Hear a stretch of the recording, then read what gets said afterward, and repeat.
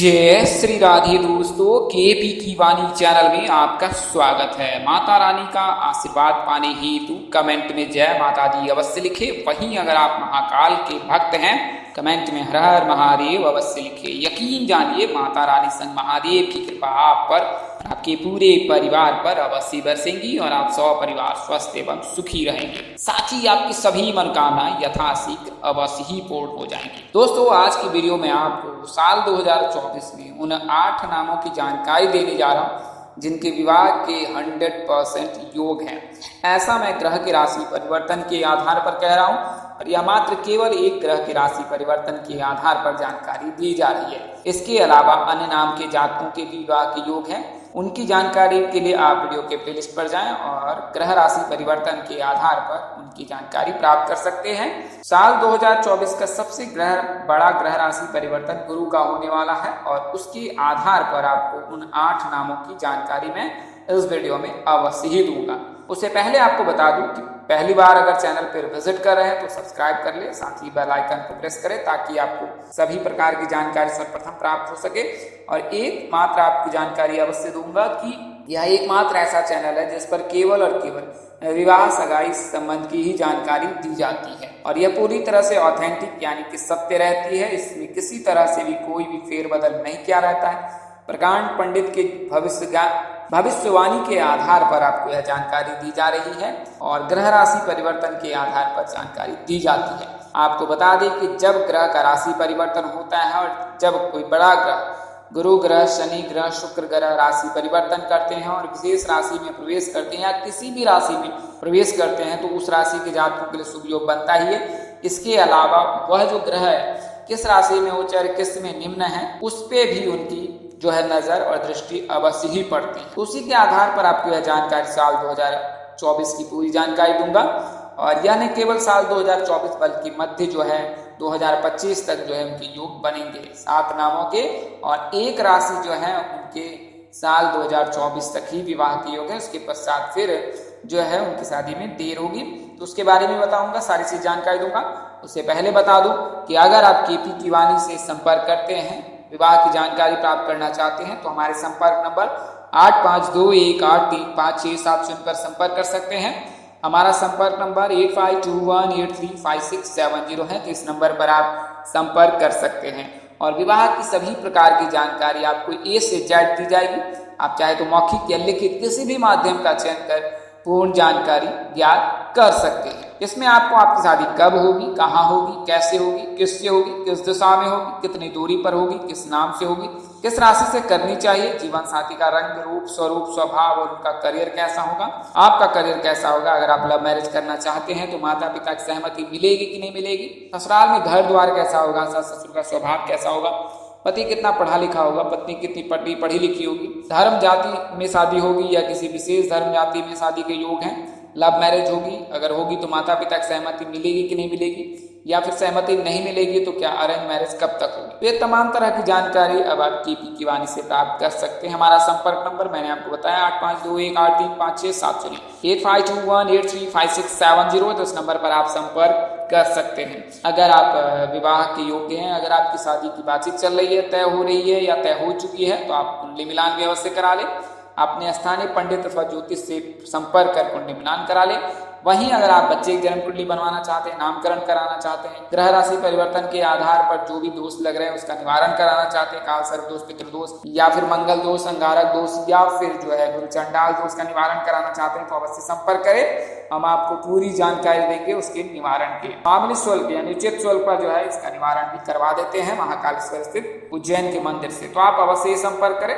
आइए वीडियो में आगे बढ़ते हैं बिना समय वक्त गवाए हुए।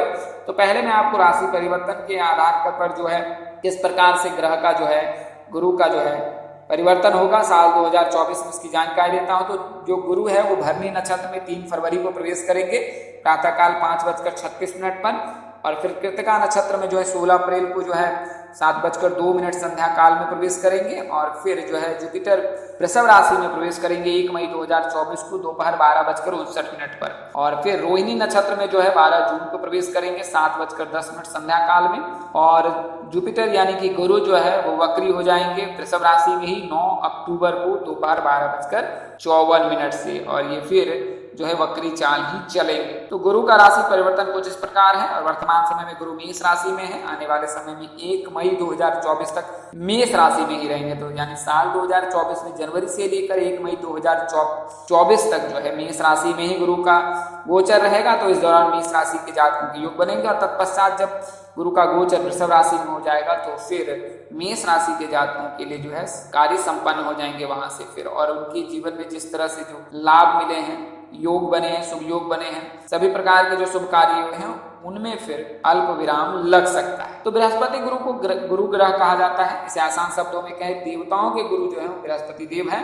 यह धनु और मीन राशि के स्वामी होते हैं। कर्क इनकी उच्च राशि होती है, मकर इनकी नीच राशि होती है। गुरु ज्ञान, शिक्षक, संतान, बड़े भाई, शिक्षा, धार्मिक कार्य, पवित्र स्थल, धन दान, पुण्य और वृद्धि आदि का कारक होता है। ज्योतिष में बृहस्पति ग्रह को 27 नक्षत्रों में पुनर्वसु, विशाखा और पूर्वा भाद्रपद नक्षत्र का स्वामी माना जाता है। यानी कुल मिलाकर कहे कि अगर आपका जन्म पूर्वा भाद्रपद में हुआ है, विशाखा नक्षत्र में हुआ है, पुनर्वसु नक्षत्र में हुआ है तो फिर आपके लिए शुभ योग बनेगा। ज्योतिष में बृहस्पति ग्रह के अनुसार से जिस व्यक्ति पर गुरु की कृपा बरसती है उस व्यक्ति के अंदर सात्विक गुणों का विकास होता है। तो अगर आप धनु राशि के जातक है, मीन राशि के जातक है तो धार्मिक प्रवृत्ति के होंगे, धर्म कर्म में रुचि रखने वाले होंगे, पाप से दूर रहने वाले होंगे, इसके अलावा भक्ति करने वाले होंगे। इसके प्रभाव से व्यक्ति सत्य के मार्ग पर चलता है। कुल मिलाकर के धनु राशि और मीन राशि के जो जातक होते हैं बड़े सत्यवान होते हैं, सत्यवादी होते हैं।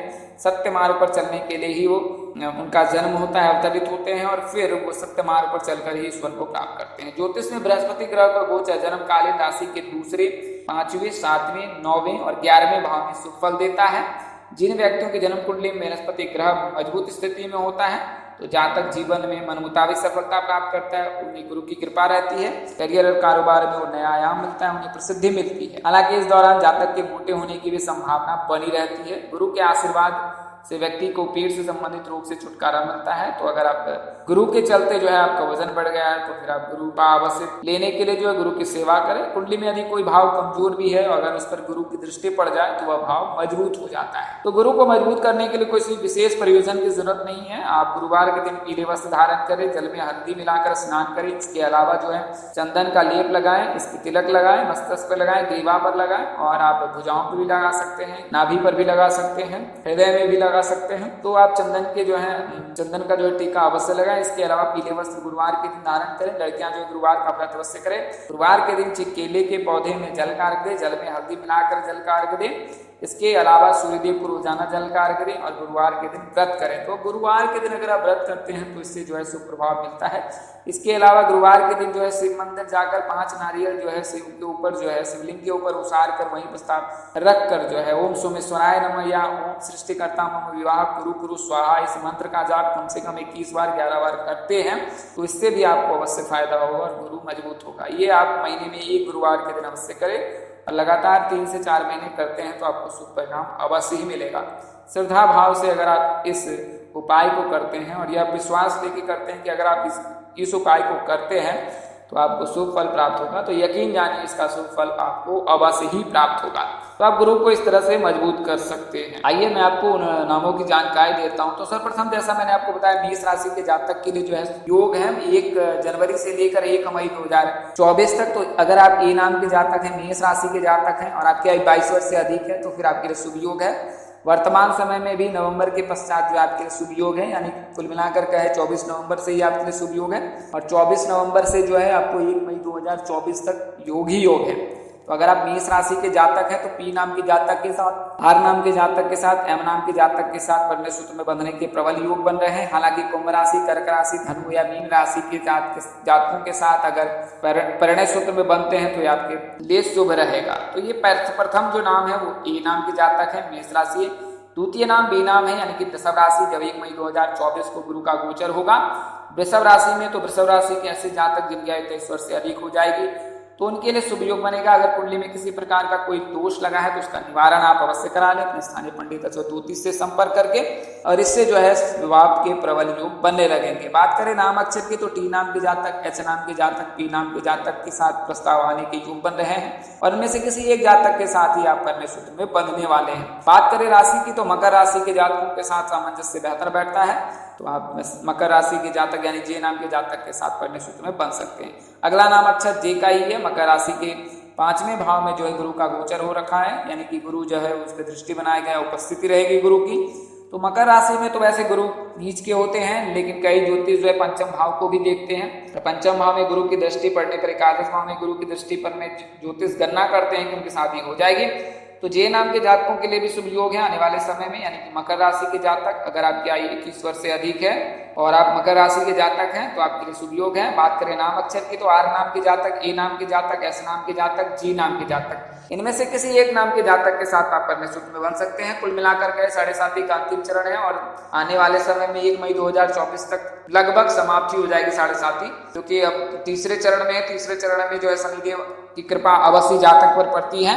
तो अगर आप जे नाम के जातक है, मकर राशि के जातक है, तो आने वाला समय आपके लिए शुभ रहने वाला है। इससे ना कैरियर कारोबार को नया आयाम मिलेगा, आपकी कारोबार में वृद्धि होगी, बल्कि आपके जीवन साथी के भी मिलने के प्रबल योग है। बात करें राशि की तो अगर कन्या और वृषभ राशि के साथ आप कन्या सूत्र बनते हैं तो यह ज्यादा उत्तम होगा।